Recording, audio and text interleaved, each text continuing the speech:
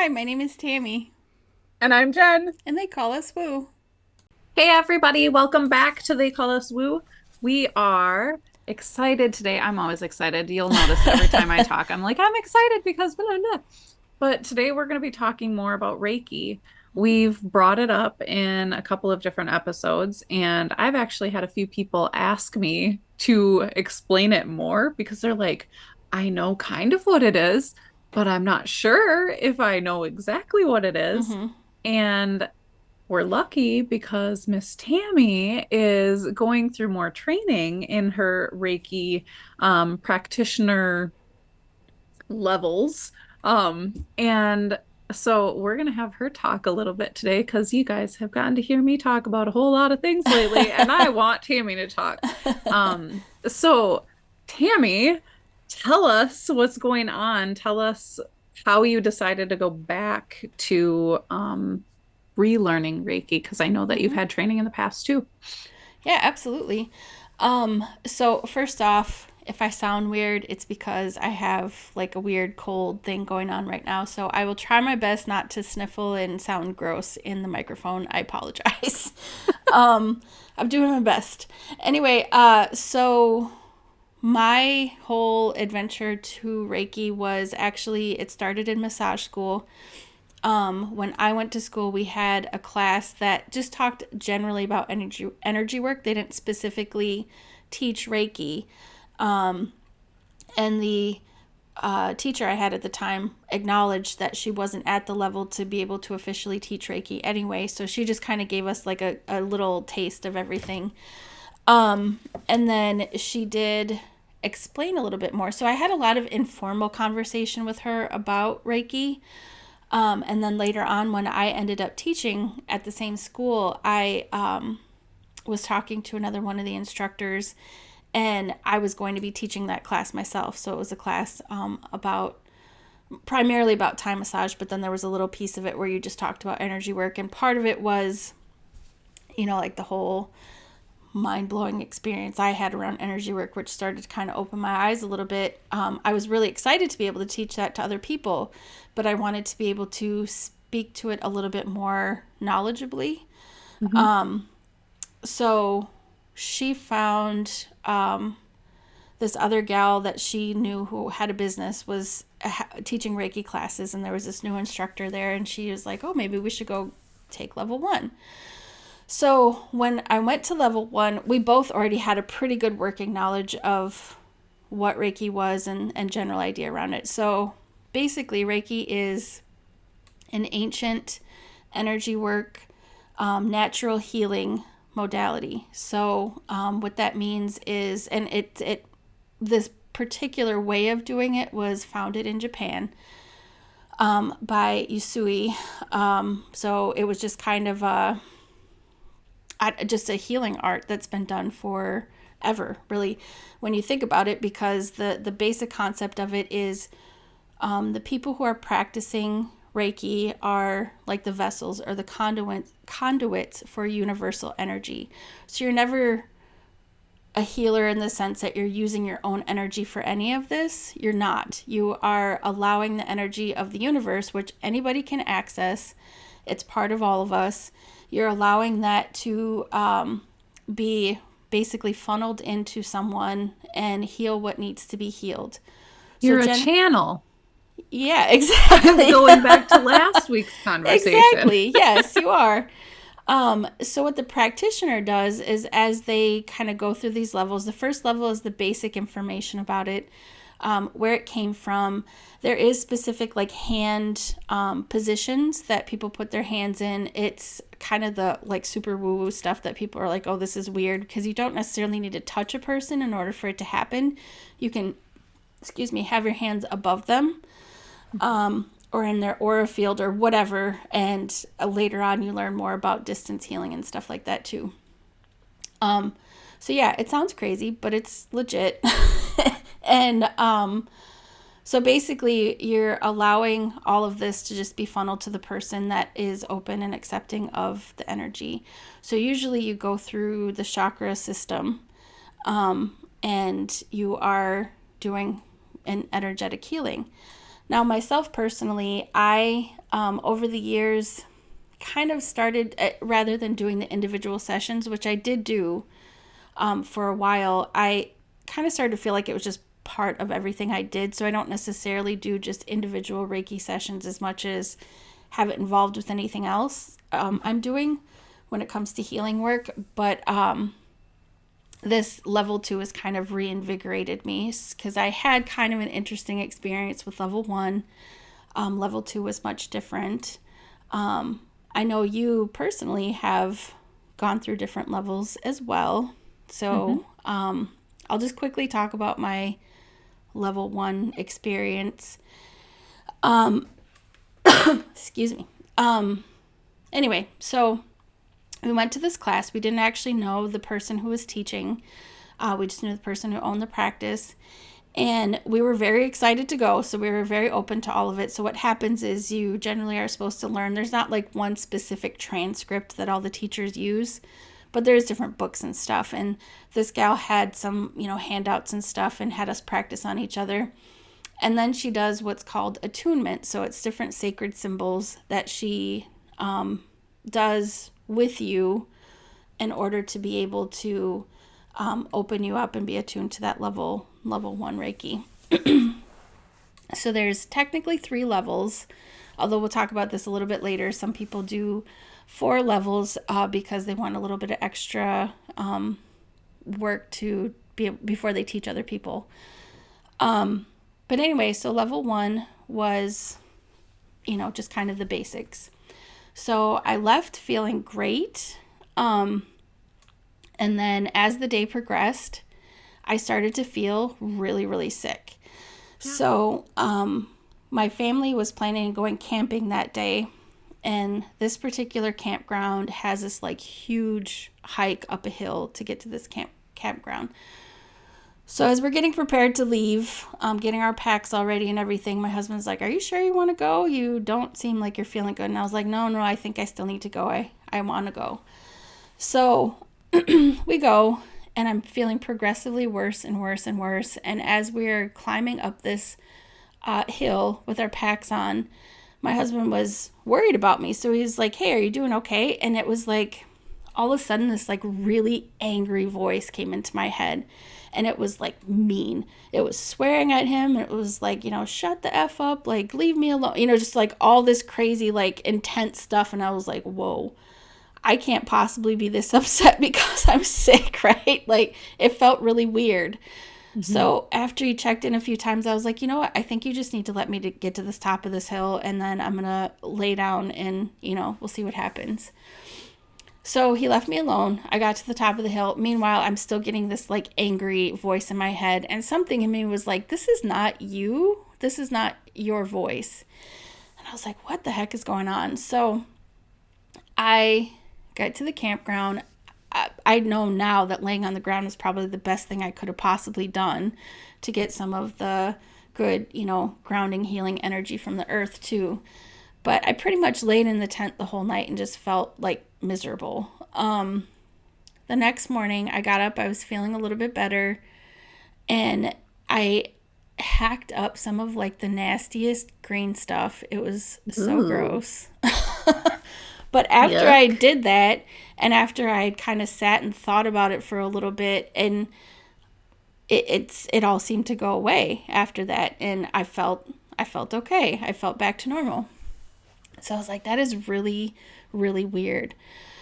So, of course, at that point, I'd kind of dipped my toes into the whole energy thing. And even though I understood energy work, I didn't understand negative attachments. I didn't know what that was, especially coming from the background I did, where I was really distancing myself from the idea of religion and demons and stuff like that, because I had been told my whole life that demons were out to get me. And that there was all this craziness going on, and if I stepped out of line, a demon was going to get me. So even the thought of a negative entity, I'm like, that doesn't exist. It's all positive and good and wonderful. So anyway, I go back to teaching the next week, and I run into this other instructor, and I told her what happened, and she's like, "Oh my God, this exact same thing happened to me." And I was like, whoa, that's really weird. So we sat down and talked about it, and we were starting to process, and we realized that even though we were so excited, we weren't really paying attention as close as we should have been, that the instructor was giving a lot of information about how this was coming from a place like of a lot of ego. So she talked a lot about her own powers and her own things, and that she lived next to a cemetery and people talked to her all the time. And we started to piece all this stuff together. Now, one of the main rules of Reiki is that it cannot come from a place of ego. It's not about you. It's about you allowing this universal energy to flow through you for the highest and greatest good of the person in front of you and for you. It's not about I do crazy voodoo with my hands and I'm beaming you all this energy from myself. Yeah. So I was like, oh man, I think we need to look into this a little further, because I think we had a negative attachment. So we can talk about that later too, but kind of like when we were talking last week about entities and how that can have a negative connotation. So that being said, I mean, I inadvertently, like I didn't know, but I knew what needed to happen. I went camping for a reason. I laid on the ground for a reason. I processed it all for a reason. I knew it wasn't me for a reason. And my whole thought process, when I thought about it later, I'm like, should I get attuned to level 1 again? And I was like, well, no, because the attunements still stand. They are what they are, regardless of where she was coming from. The universal energy was still, you know, it still opened me up to that level 1. But regardless, excuse me, I kind of put that on the back seat for a little while. Not that I didn't ever want to go back and do more Reiki. It was more just like, next time I'm going to look a little harder, make sure I understand what I'm getting into, go with my eyes open. Because I think when you get into this world, you get so excited about all the positive things that you forget that you still need to have your boundaries, and you still need to protect yourself, and you still need to be able to come from a place of love where you're not also taking on a lot of yuckiness. Yeah. Hold on one second. Let me get a little water. So I'm really glad that you're bringing this up, because there's a lot of people who are having conversations now in the spiritual community about boundaries and about protection. And I've heard for the last few years, people say things like, well, if you're standing in love and light, you don't have a need for protection. You don't have a need for boundaries. And I think there is some truth in that, but I also feel like there is a point in time where you are at a master level, when you have mastered the energy of here, that you don't need that. Before that point, when there's still doubt or there's still anything around you that is in the form of doubt, there is a need to set up these different systems for yourself to keep yourself in a safe space for you to learn and grow. So that is something we have talking about boundaries, healthy boundaries. And so we'll be bringing that up more in a couple episodes or so. For sure. So thank you for bringing that up now. Yeah. Well, and it's interesting too, because people, and I don't say this to scare anyone, because the reality was, even though it was an intense experience, I didn't come away scared of it, because I came away with the knowledge that I knew how to deal with it. And I was grateful that I could recognize what was happening. So it's really not, it's supposed to be scary. It was just part of what I needed to learn. Obviously, it was a lesson that I needed to learn out of all this, navigating into this whole realm that I was unfamiliar with. So I ended up going into level 2. So there's 3 levels. Technically speaking, there's 3 levels in order to be a master. Now, there's some people who do separate out the teaching portion of it into kind of like a 4th level. Understandably so, because since it doesn't have one particular curriculum, anyone can teach this very differently. But if you're really doing kind of an in-depth Reiki attunements and classes, that kind of 4th level just gives people the opportunity to learn better how to teach. So in that case, like for instance, in my class, when I just went to level 2, there was a TA there who was kind of going through this process with my instructor. in order to be able to kind of feel more comfortable teaching and giving attunements at that point. Just Okay, so by TA, you practice. mean teacher's assistant? Yes. Okay, Yeah. just making Sorry. sure. Yes. So she did do some of the attunements and stuff too. So she certainly had the capability of doing it when she reached that level. It was more just getting her feet wet about teaching other people. Mhm. So the gal I took it from, she is just a fantastic person. Just absolutely embodies everything you think of when you think of beautiful energy. Just very Mhm. kind and loving. And I loved how much in her class she did talk about all of this coming from a place of love and everyone's greater good. And that's how you're supposed to approach it.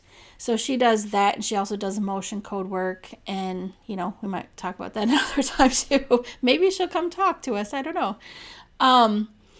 But it was just a whole different experience. And the whole reason that I went there is because I had two people that I know pretty well who went to that first level with her and just had nothing but wonderful things to say. The way that they were describing how it was this whole immersive experience.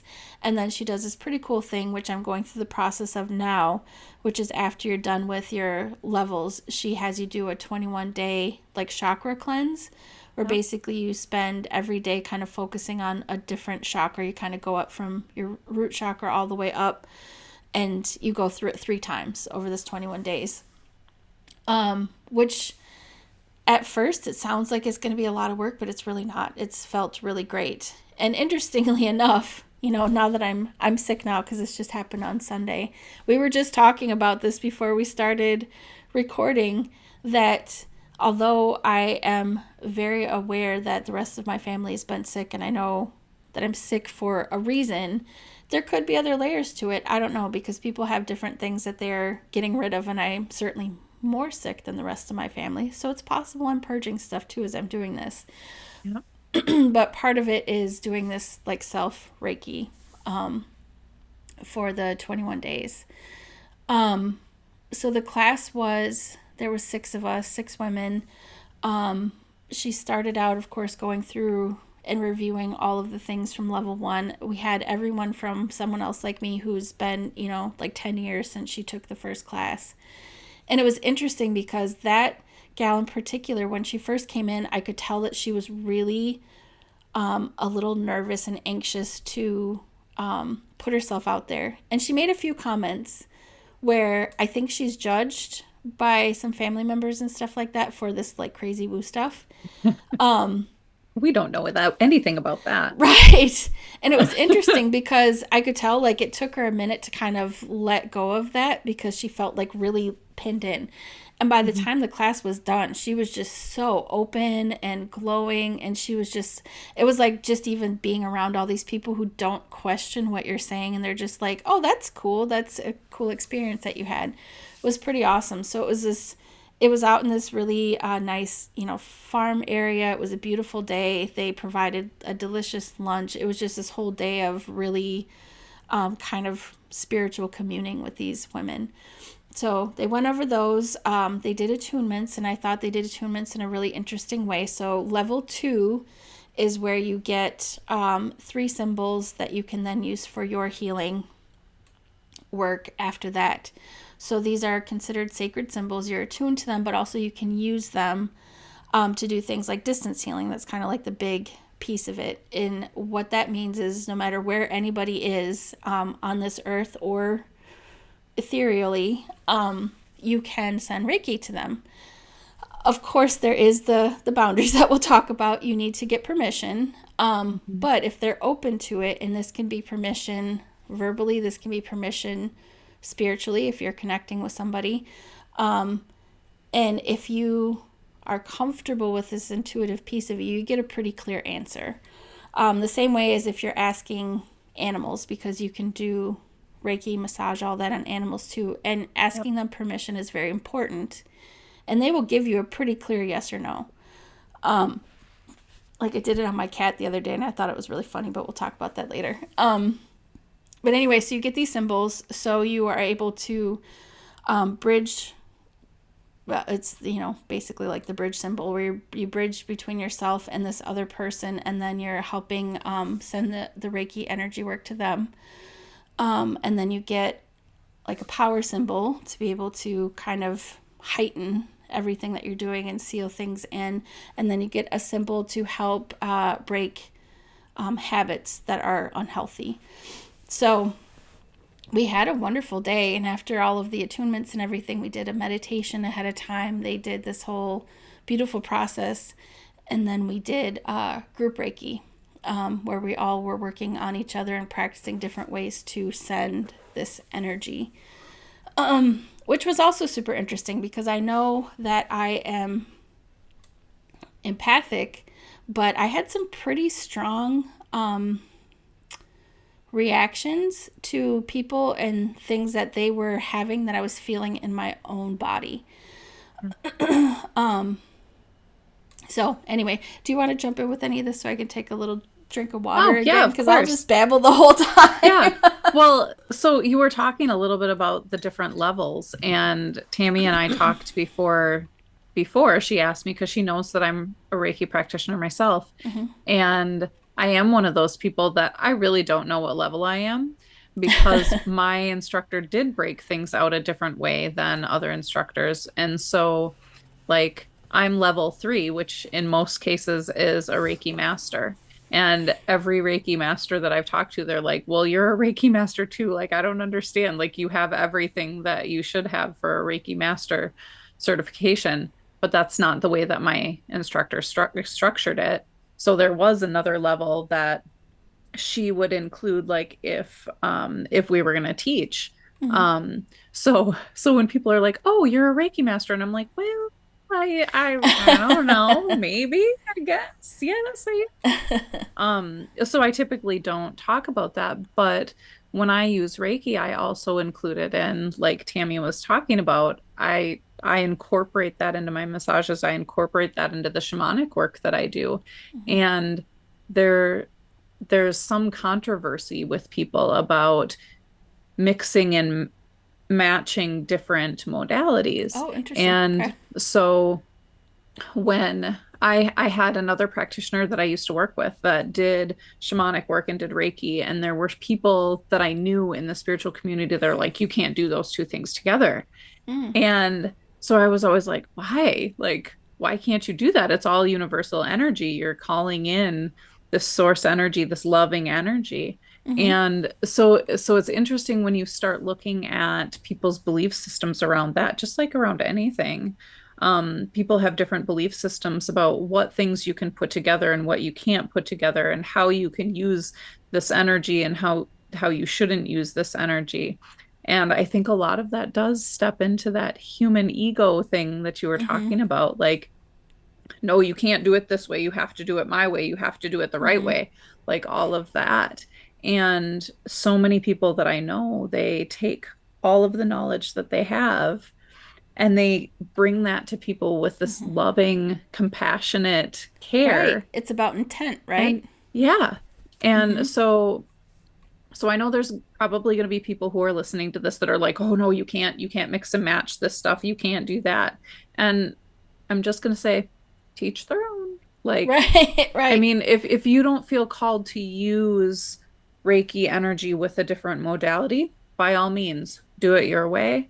But I do believe if you're stepping out of that place of ego and you're stepping into a space of love, and you're bringing all of your tools, everything from your toolbox, to help care for another human being or to care for yourself, that's all the more power. Mm-hmm.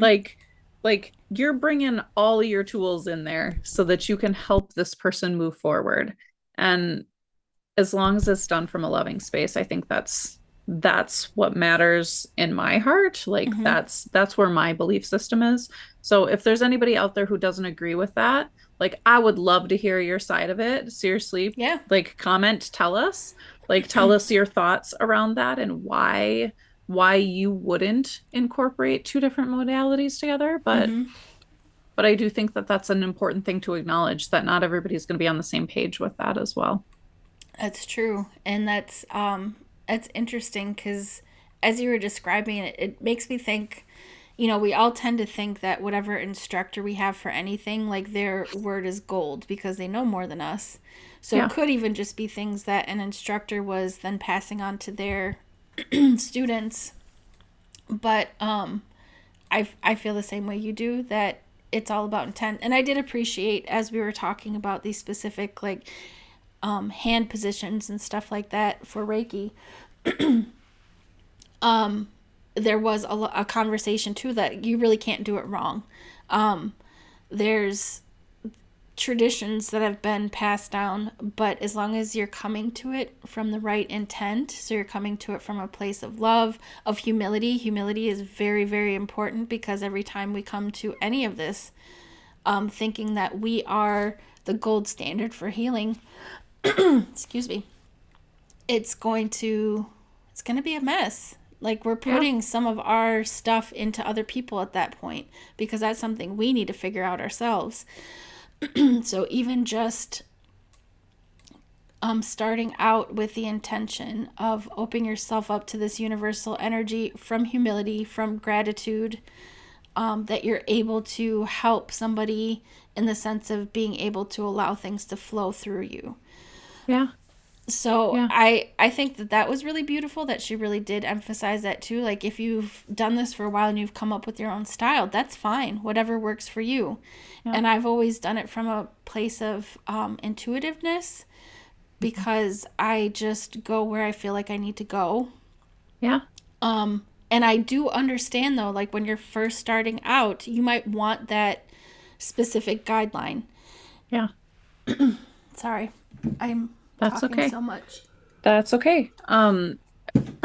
What you're talking about, like there are so many different modalities, and like I think sometimes as somebody who's new coming into energy work, there is a a sense of confusion around, okay, what's right, what's not right, what can I Right, do, what can't I do? right. And especially now, I've seen 5 or 6 different modalities of Reiki.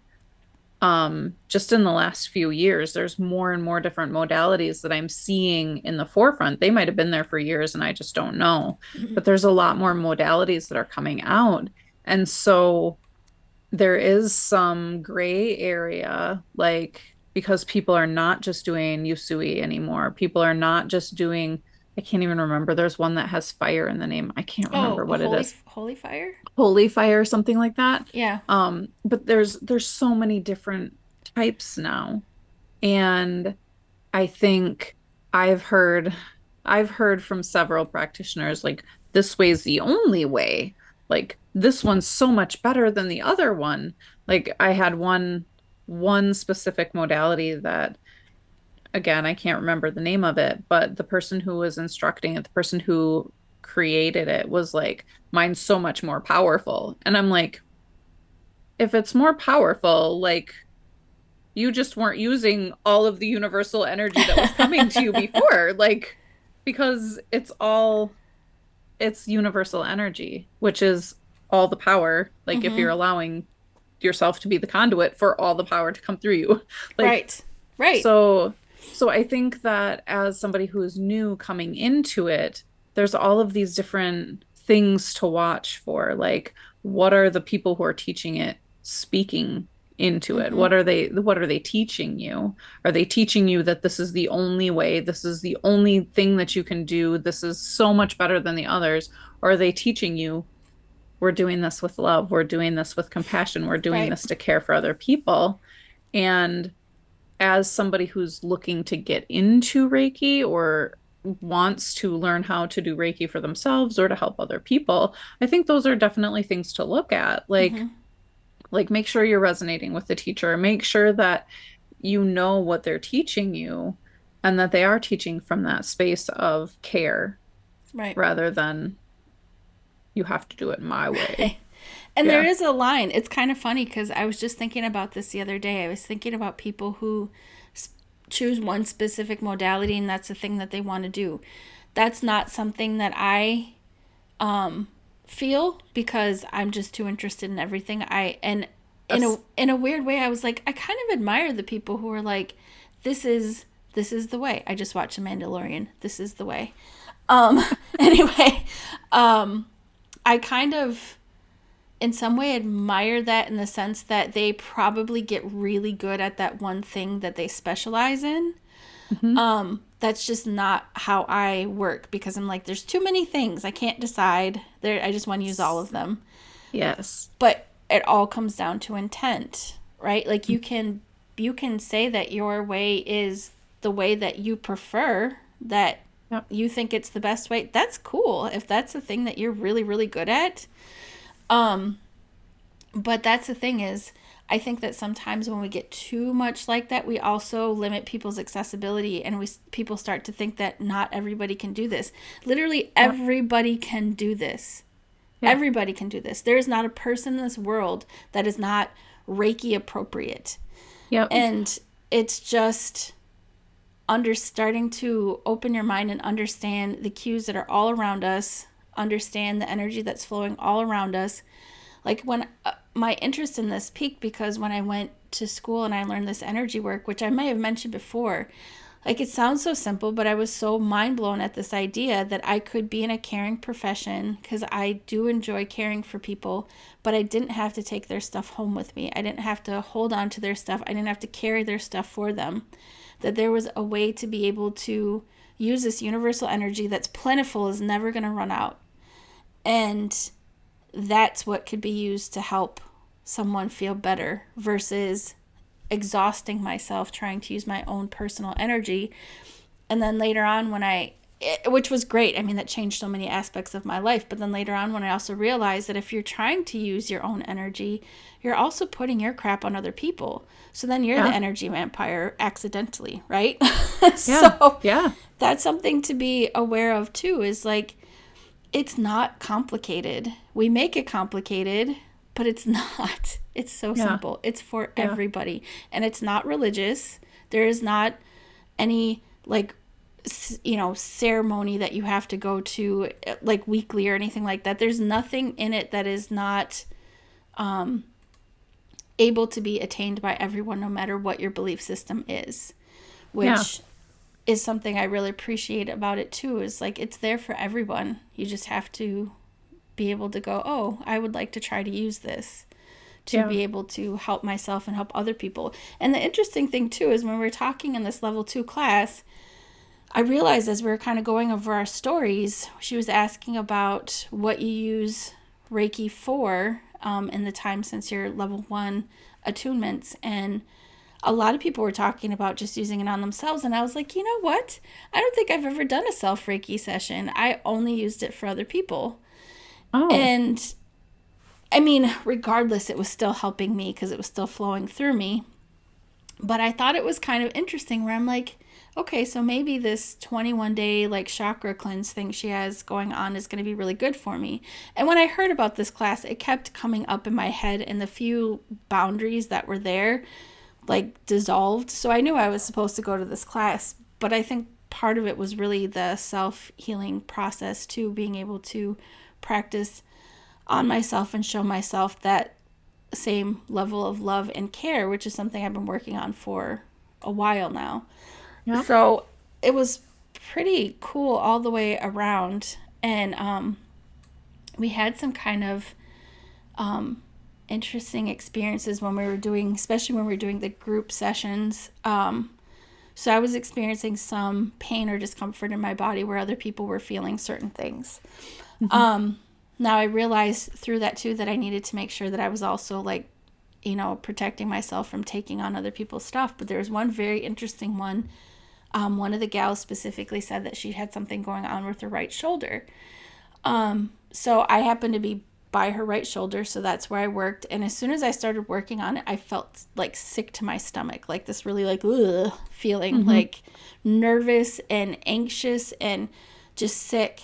And as I was working on it, it started to feel a lot better. But afterwards, I had to go sit down for a minute.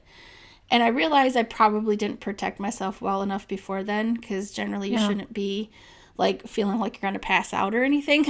No.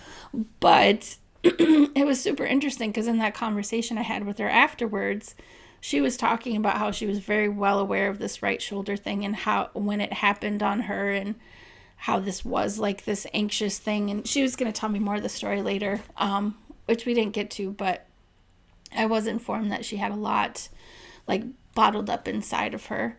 So now after I sat down and had some water and, cleared everything, then I was fine. But it was kind of interesting to have kind of a little bit more intense reactions. And then I happened to be reading your book again, and you were talking about when you used to get very physical feelings attached to other people, and you asked them to give you a message in a different way. And I was like, I didn't understand that before, but now I do. Like, wait a minute, please give me different messages. I don't want to feel what they're feeling in that intensity. I don't need to like relive it. I just want to understand what's happening, and Reiki can do its thing. Yeah. So it was kind of interesting how that all had that little circular storyline, but I just really, I felt really good after all of that. And I did have kind of a cool experience too. So I sent the Reiki when we were practicing. I sent it to a friend of mine who lives in another state who's been going through a lot. And what I knew of what she was going through had a lot to do with emotions and grieving. So I sent it to her. I asked, spiritually. So basically, as you get into the zone, so a lot of times you want to start out with a little bit of a prayer to allow anything, any guides or ancestors or angels or whatever to assist you in this process, and come to it from a place of humility and love. Allow the Reiki to go where it needs to go. And a nice little side point is the gal that taught the class also said too, you also want to ask if the Reiki is not accepted, if it can go to someone who needs it or back into the earth. And I was like, oh, that's a good idea. So you start out with that little prayer. So you kind of get yourself in that space to allow the Reiki to start flowing. And then I asked just in my head, I thought of the person's name and where they were and, specific things about them. I pictured them in my head, or you can hold up a picture, whatever you need to do. And I asked and I got a yes. So I went ahead and moved forward and, did the whole thing. The next day I texted her and I was like, hey, I don't know if you felt anything around this time, but I was doing a Reiki class and I was sending the energy to you. And I will say that while I was doing it, On Top of the World by Imagine Dragons started playing in my head. And I was like, does that sound familiar to you at all? And she's like, okay, so here's the thing. She's like, I'm just coming home from a trip to Mexico. I got really, really sick when I was there. I didn't know if I'd even be able to get home because I was just had fever and chills and they were terrible. She's like, those subsided long enough for me to be able to get on the plane. And that day I was looking for an Imagine Dragons song, or a song that I was looking for that I think was by the Imagine Dragons. And I was like, well, that's pretty freaking cool. But the interesting part is I had no idea she was physically sick, but the Reiki did what it needed to do. And then the next day, that same day when she texted me back, I was like, well, that's really cool. And, she said she was still not feeling good. So I was like, all right, well, maybe I'll send you some more today. And she's like, that would be awesome. So I sent her more. That day I just went through a really short, process and sent her more. And I opened up Facebook later that day and realized it was the anniversary of the death of her best friend, really, which is part of the whole emotional process too. And I was like, holy crap. See, here I was thinking the first time that I was sending stuff for emotional healing, and the second time I was sending stuff for physical healing. I knew nothing. I didn't know what was actually needed, but Reiki did. Yeah. And that was pretty cool because I was just like, that made me feel really connected with all of that, because coming to it from that place of humility, and it's going to do what it needs to do regardless of what I think I know, was another good lesson in general. I mean, it's gonna do what it needs to do, and putting all of the love and humility behind it just allows it to happen in a way that you might not have any idea how you're helping that person. Yeah. But it was beautiful, and she really appreciated it. And I just think about stuff like that and how connected, reminds me of how connected we all are.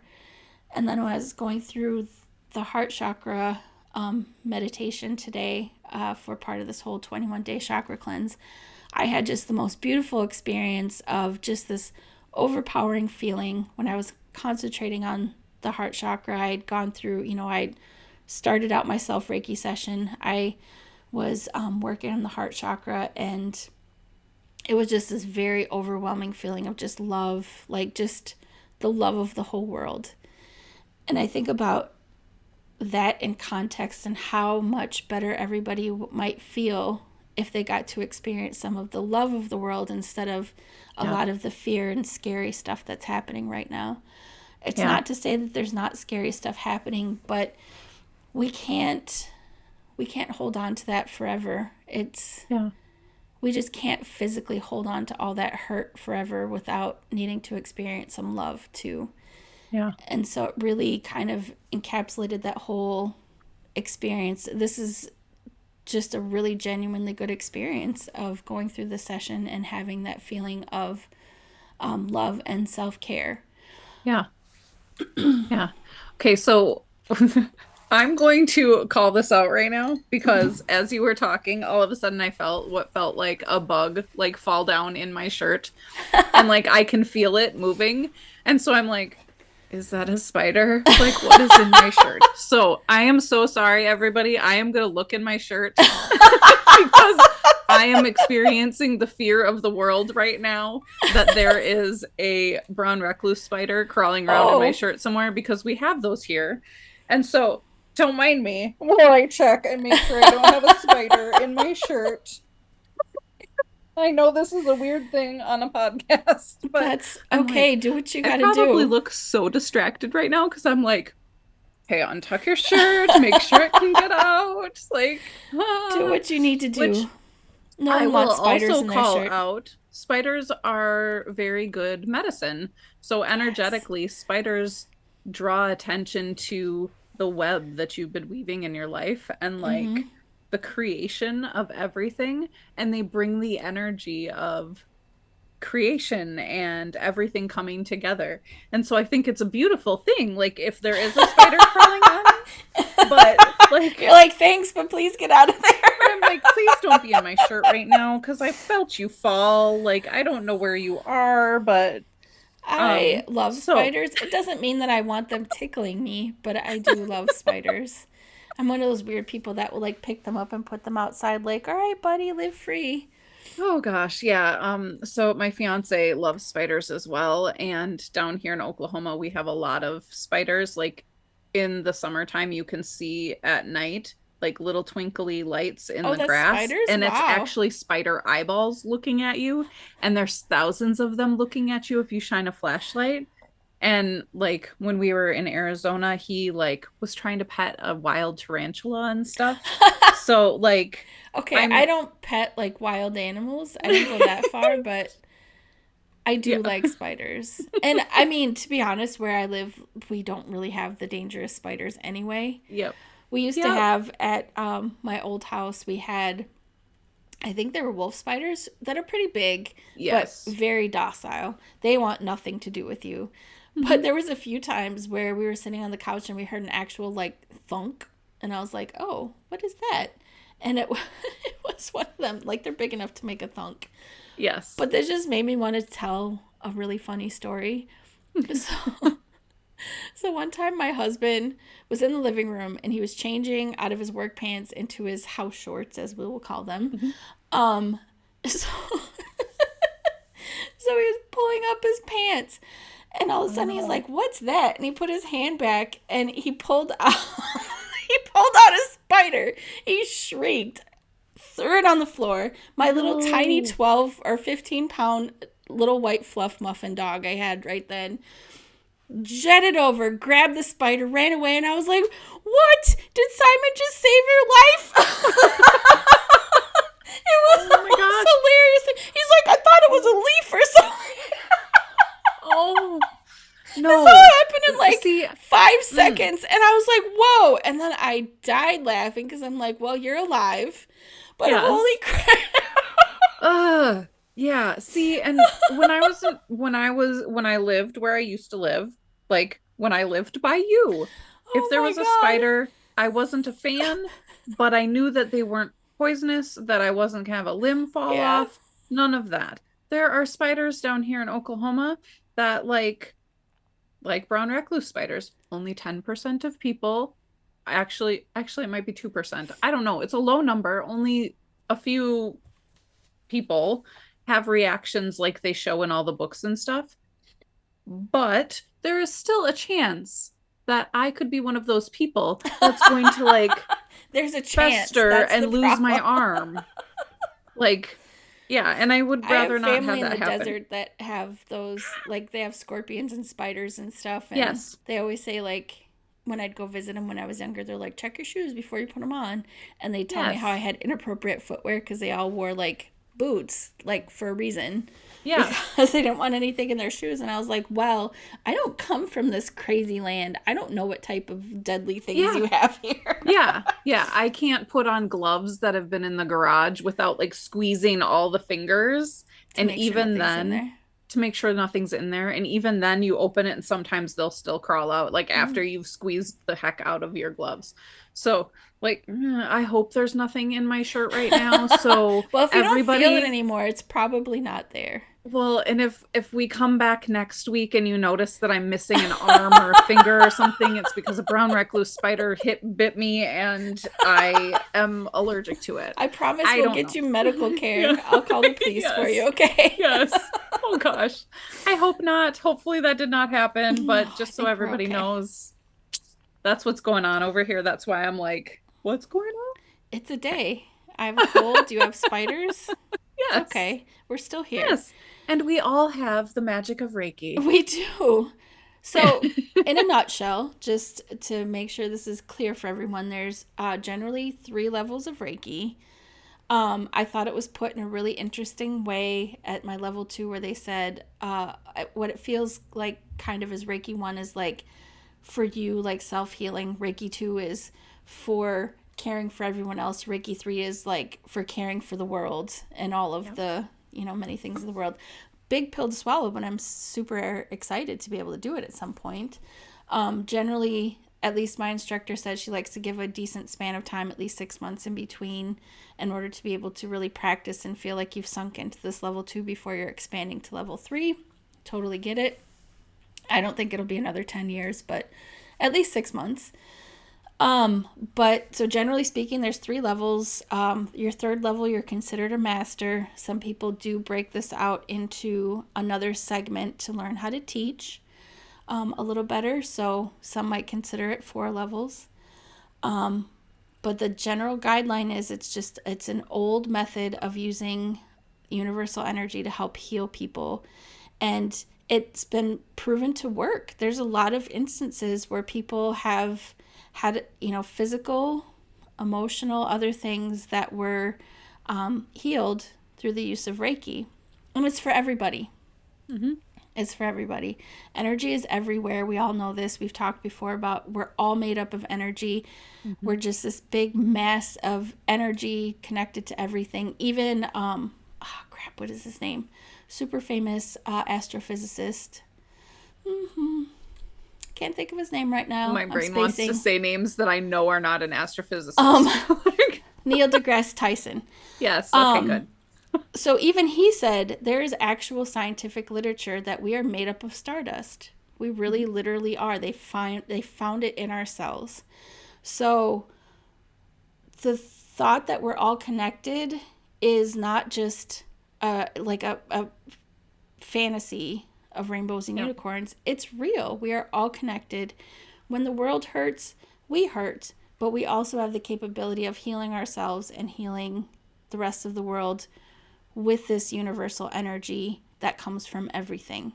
Yeah. So hopefully that makes sense in more of a nutshell in as many layman's terms, because I didn't think Yes. that I used a lot of woo words, but apparently I do, because we've been hearing back like words that I'm just like, oh yeah, Yep. I understand that. People are like, what is that? I'm like, oh, Yeah, sorry. I wrote down that we need to talk about chakras at some point and what that Yes. actually means Yes. because there are probably some people who have no idea what that word is. True. I mean, I'm sure a Um, lot of people have heard it, but understanding it is a whole different thing. Yeah.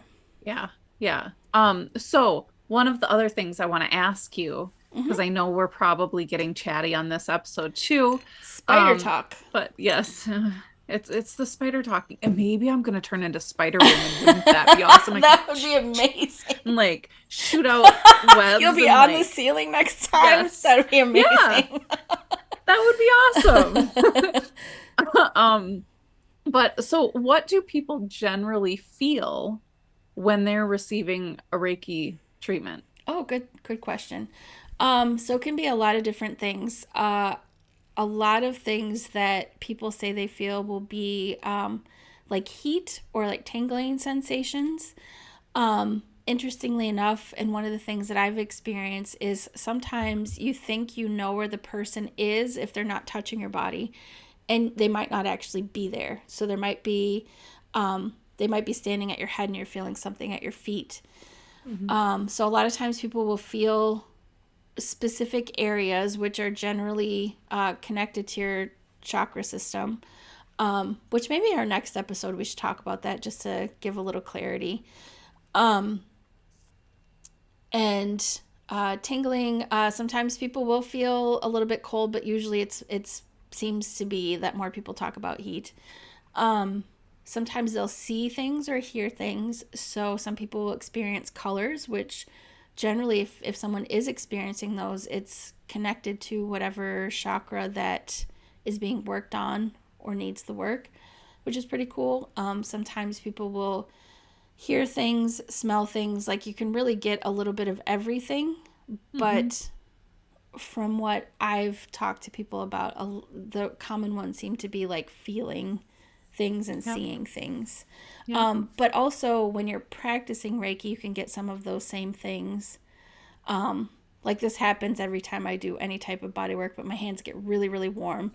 Yep. Sometimes to the point of sweating, or I get sometimes it feels like restless leg syndrome in my arms, where it's just like a Mhm. lot of stuff moving.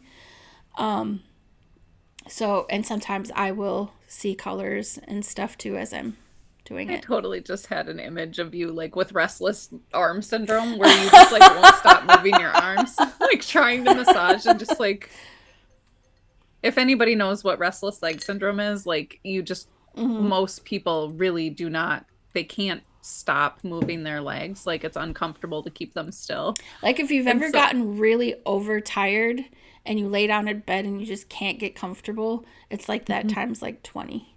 yes, but I could totally see you just like not wanting to move, stop moving your arms. Well, you know, it's kind of funny too, as they were talking about different techniques and stuff. And there's a lot of people who will use like a two-handed technique like this Mhm. or like that, do hand movements. And for those listening and not seeing what I'm doing, it's like back to back hands, like the fingers of my hand up against the palm of my next one with both hands facing the same direction, or almost like a triangle with your fingers. But I oftentimes find that I'm drawn to moving my hands differently. Like I might Mhm. start in one area, but then all of a sudden I feel like I need to move one hand up. So almost like two things are being worked on at the same time. Yep.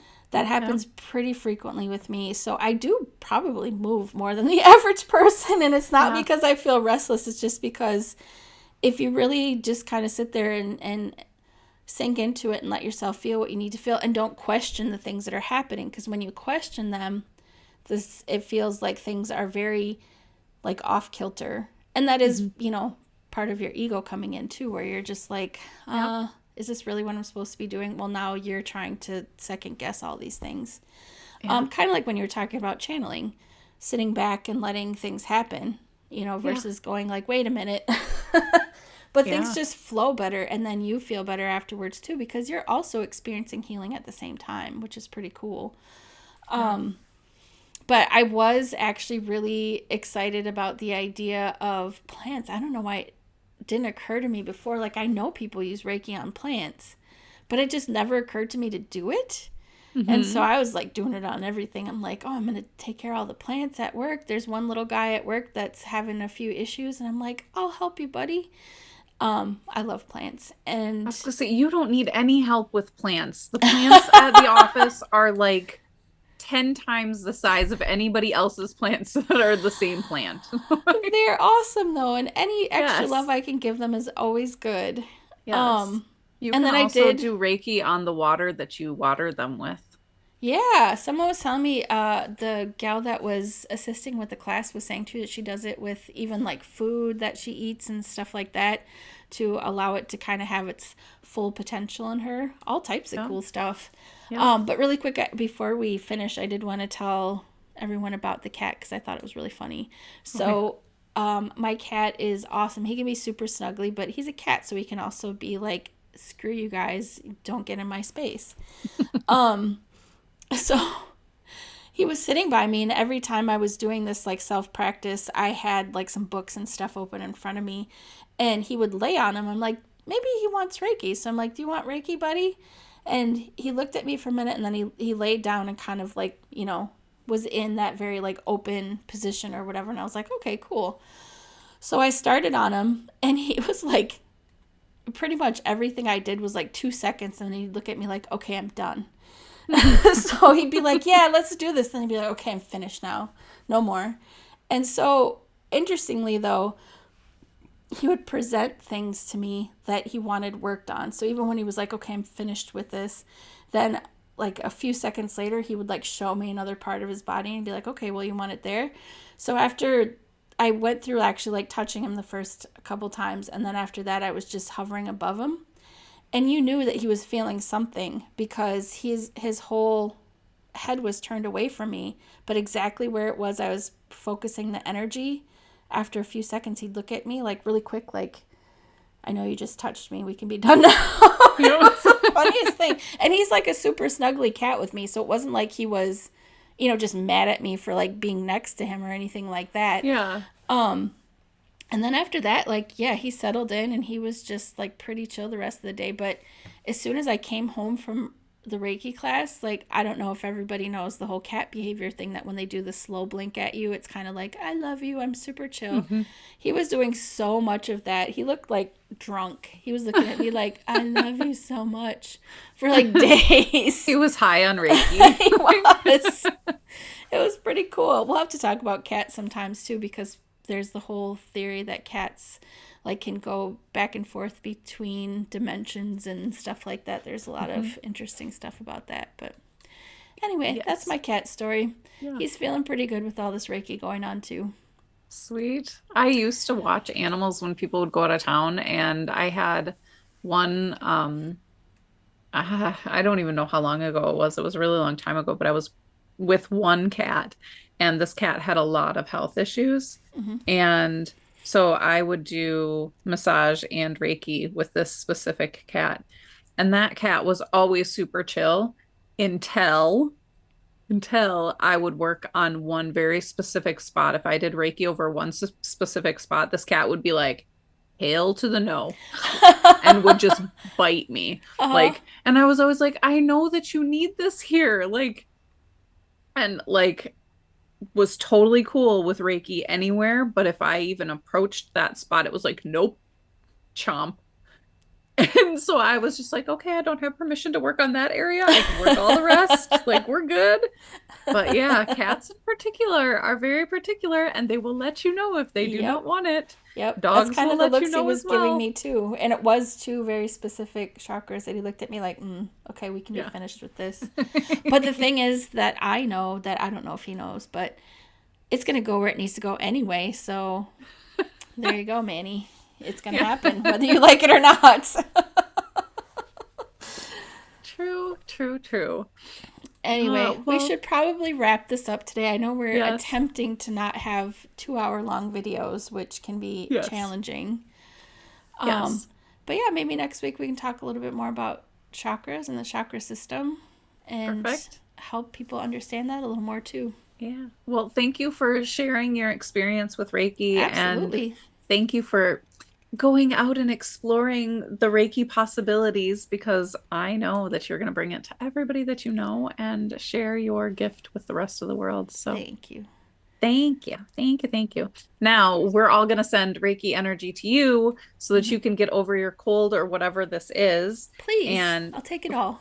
yes, yes. And then you can talk your full head off next week, um, and tell us all the things. I mean, I did pretty good, all things considered, so I'm proud of Yes, you myself. did. Yes. All Well, right. thanks, everybody. We Thanks, will see you everyone. next week. See you later.